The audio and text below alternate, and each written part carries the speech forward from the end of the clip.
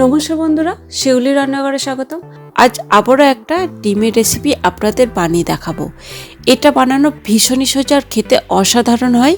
ঘরে থাকা কয়েকটা মাত্র উপকরণ দিয়ে আপনারা একবার এভাবে বানিয়ে দেখুন, আপনাদের খেতে খুবই ভালো লাগবে।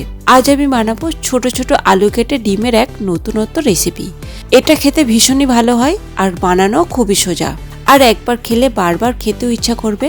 আজ আমি খুবই সহজভাবে আপনাদের বানিয়ে দেখাবো, তাই পুরো ভিডিও দেখার অনুরোধ রইল।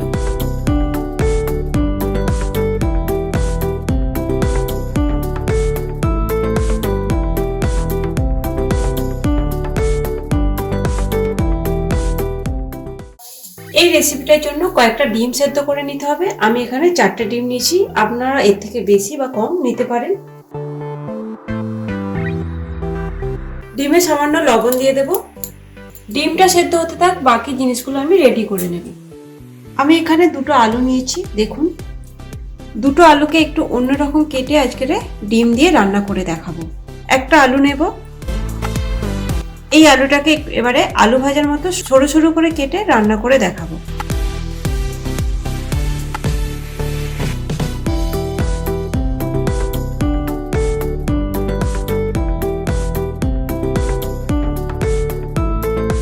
এবার আলু ভাজার মতো সরু সরু করে কেটে নেব। একবার এভাবে রান্না করে দেখবেন, খেতে তো অসাধারণ লাগবে। এইভাবে বাকি আলুগুলো আমি কেটে নেব।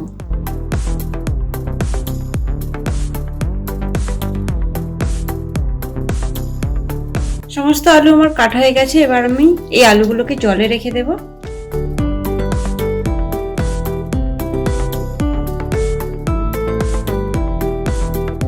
আলুটা আমার কাটা হয়ে গেছে, আর কেটে নিয়েছি টমেটো। দেখুন, টমেটোটাকেও আলুর মতো সরু সরু করে কেটে নিয়েছি। আর আছে আদা রসুন, আর আদা রসুনটাকে গ্রেটও করে নিতে পারেন বা বেটেও নিতে পারেন। আর লাগবে পেঁয়াজ, দুটো পেঁয়াজ আমি নিয়েছি, সরু সরু করে কুচিয়ে নিয়েছি। আর লাগবে কয়েকটা চেরা কাঁচা লঙ্কা। এদিকে আমার ডিমগুলো সেদ্ধ হয়ে গেছে, খোসা ছাড়িয়ে নেব। ডিমগুলো আমি ঠান্ডা করে নিয়েছি, এবার এগুলোকে খোসা ছাড়িয়ে নেব।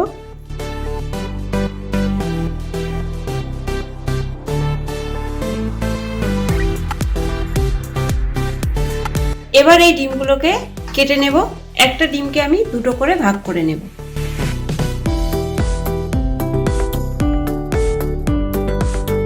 আপনারা চাইলে এটা গোটাও করতে পারেন, তবে হাফ হাফ করলে খেতে ভালো হয়, টেস্টও ভালো হয়।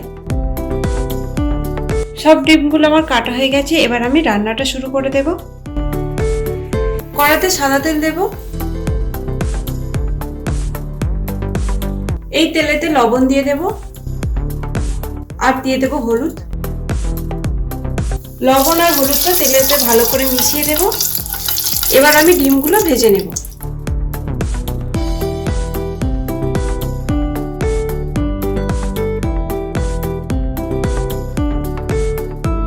গ্যাসের আঁচটা লো টু মিডিয়ামে রেখে ডিমগুলো ভেজে নেব।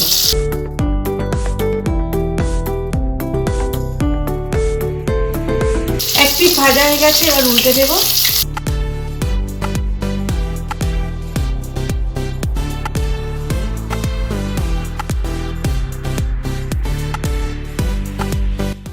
ডিমগুলো আমার ভাজা হয়ে গেছে, এবার তুলে নেব।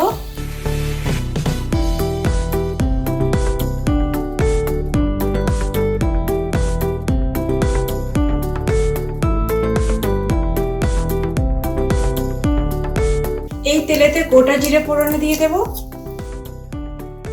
কয়েক সেকেন্ড ভেজে নিতে হবে। এবার এতে পেঁয়াজ কুচি দিয়ে দেব।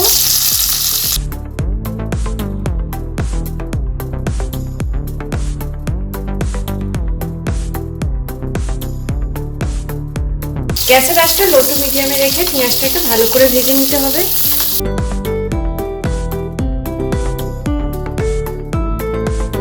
পেঁয়াজটাকে আরো একটু ভেজে নিতে হবে। হালকা লাল লাল হয়ে এসেছে, আরো একটু ব্রাউন করে ভেজে নেব। পেঁয়াজটাকে হালকা ব্রাউন করে নিয়েছি। এবার এতে আদা রসুন বাটা দিয়ে দেব। এটাকেও ভেজে নিতে হবে। গ্যাসের আঁচটা এই সময় একেবারে কমিয়ে দেব।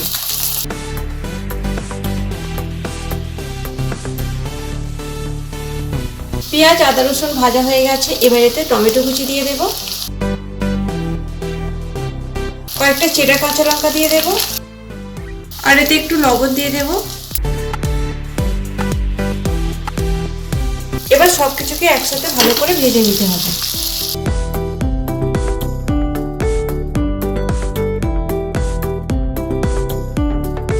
টমেটোটাও সেদ্ধ হয়ে গেছে, এবার এতে কিছু গুঁড়ো মশলা দিয়ে দেব, হলুদ গুঁড়ো, সামান্য লঙ্কা গুঁড়ো দেব যেহেতু কাঁচা লঙ্কা দেওয়া রয়েছে, জিরে গুঁড়ো, ধনে গুঁড়ো, কাশ্মীরি লাল লঙ্কার গুঁড়ো দেব। এবার এটাকে ভালো করে কষে নিতে হবে।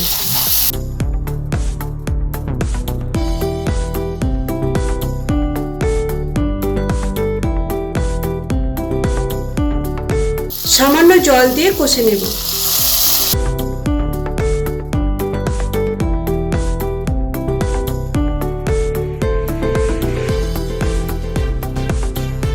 দেখুন তেল ছাড়তে শুরু করেছে, এবার এতে কুচিয়ে রাখা আলুগুলো দিয়ে দেব।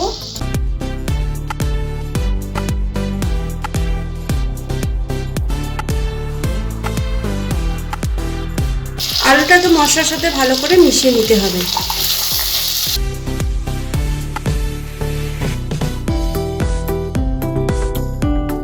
ভালো করে মিশিয়ে নিয়েছি, এবার এতে জল দিয়ে দেব। আলুটা সেদ্ধ হওয়ার জন্য যতটুকু জল লাগবে সেইটুকুই দেব। ভালো করে মিশিয়ে নেব।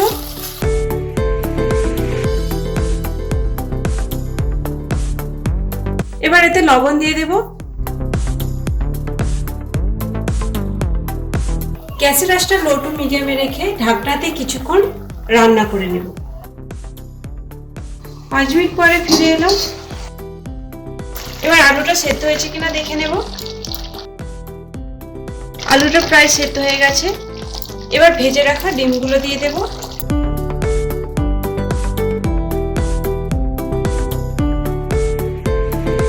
এর সাথে একটা কাঁচা লঙ্কা চিড়ে দিয়ে দেব।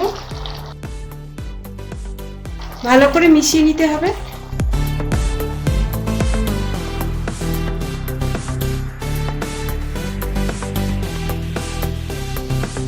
ঢাকনা দিয়ে আরো কিছুক্ষণ ফুটিয়ে নেব।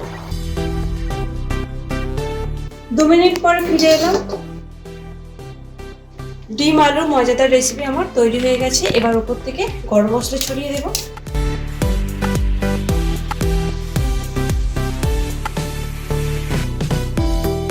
ভালো করে মিশিয়ে নেব।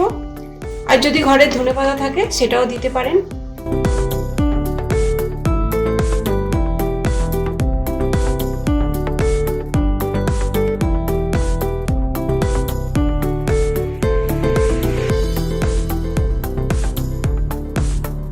দেখুন কত সুন্দর দেখতে লাগছে আর খেতে অসাধারণ হয়েছিল। আর আমি খুবই সহজভাবে আপনাদের বানিয়ে দেখালাম। আপনারাও বাড়িতে এভাবে বানিয়ে দেখুন। আমার এই ভিডিওটা যদি আপনাদের ভালো লাগে লাইক শেয়ার কমেন্ট অবশ্যই করবেন।